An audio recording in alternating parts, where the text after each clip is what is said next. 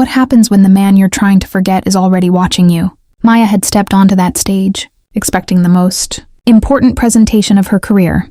What she didn't know was that, from the shadows at the back of the room, Ethan Ashford had already recognized her.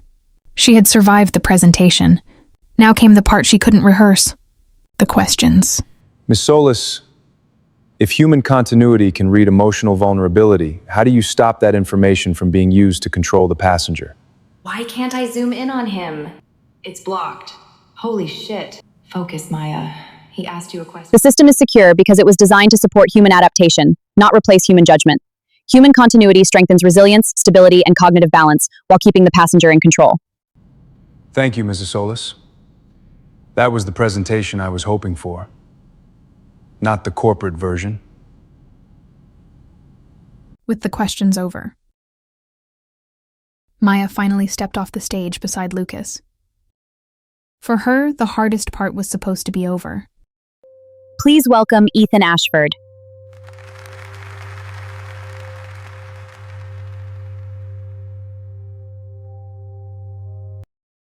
No, no way. Ethan Ashford? That's him. That's my boss. Oh my God, I slept with my boss. And then she saw him, the stranger from that night, the man she'd spent 4 weeks trying not to think about. Ethan Ashford. You've heard enough corporate presentations today. That was never what I came here to see. What matters is whether the work survives contact with reality. Come on, let's go say hello.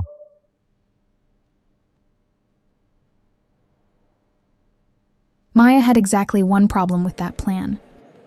She had absolutely no intention of saying hello to Ethan Ashford.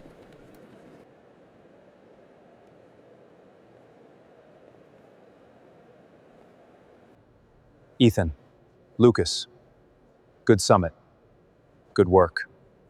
Claire, Ryan, Aaron, good to meet you. Likewise. Good to meet you. Likewise. Miss Solis. Mr. Ashford. Impressive work today. Thank you. There was only one person Maya could tell.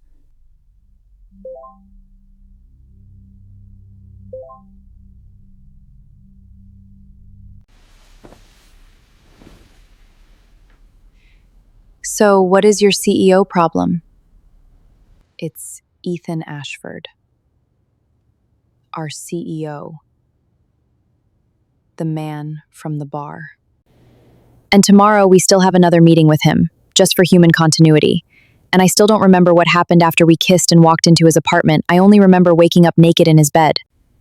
You don't have to solve all of this tonight. Tomorrow, you go in, do your job, and let him do his. And if he brings it up, then you deal with it when it happens. And technically, you slept with him before he became our boss. That is not helping. Tomorrow is another day. Let's relax. Across the city, Ethan wasn't sleeping either. 4 weeks without a name, and now the woman who had disappeared from his apartment was working inside his company. Why can't I get her out of my head? I thought she was no different from anyone else. One night, nothing more. So why does this feel different? Welcome. Let's review the Exodus pilot. The timeline looks solid. System integration is key. For the next 20 minutes, they attempted professionalism. Neither of them was particularly convincing. He told himself it was nothing. His mind had other ideas. Miss Solis, a minute, please.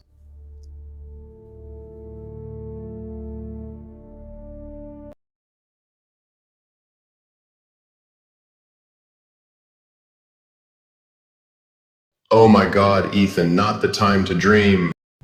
What happened between us happened before I took over Exodus.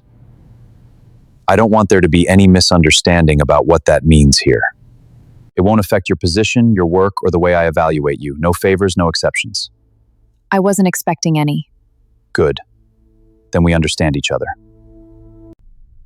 Maya left convinced she'd made it through without giving anything away. She was wrong. What happens to me? Back already? Yes. How was your meeting with Ashford? Professional. About human continuity. Of course. You got back before Maya, right? Yeah, So her meeting with Ashford ran longer? I guess they had more to discuss. Interesting. Maya had a private meeting with Ashford this morning. About human continuity? That's what she said. Still, Ashford doesn't usually give that kind of attention for nothing. Jessica just asked me about your meeting with Ashford, What exactly did she ask?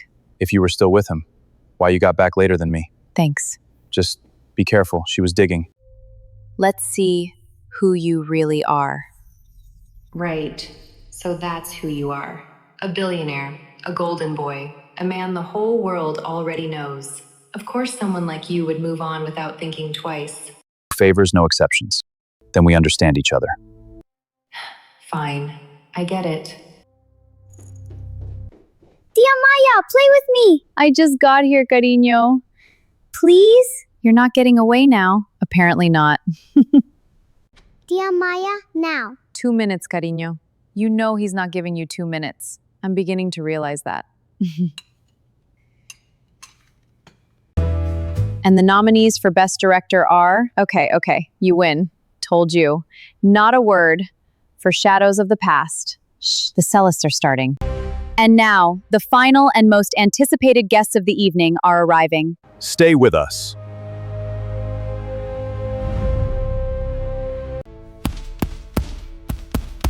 Mr. Ashford, your parents have arrived. Atlas, let them in. You could at least put a shirt on. If I remember correctly, this is my home, and I can do what I want. Ethan, your father does have a point. Please, put on a t-shirt before this turns into a family debate. That's better. Now, can we discuss this like adults? You should come tonight. To the Cellists? Yes. Ashford Dynamic is one of the event's biggest technology partners. Your absence will be noticed. I'm sure you'll survive. The Whitmores will be there. There it is. You and Lena arriving together would make sense. For whom? No. Don't turn them into a publicity arrangement. It's one appearance, Victoria. They're people, Edward, not a headline. Ethan, incoming call from Lena Whitmore. Put her through. I'm guessing I'm not the first Whitmore you've heard about tonight. You could say that.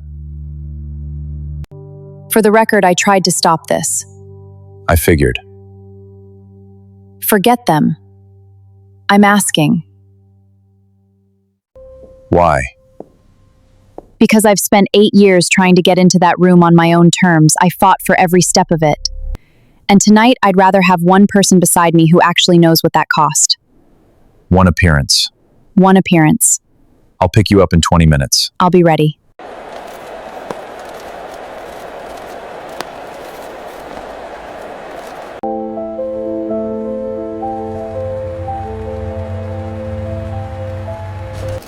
You're too stiff. I'm walking.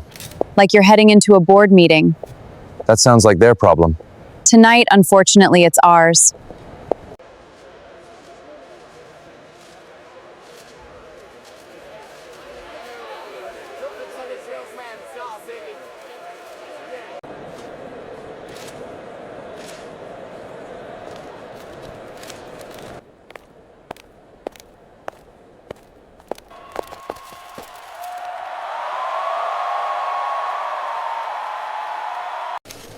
You okay? Yeah. Although, I think we just gave them the sexual tension headline. I just caught you. Tell them that.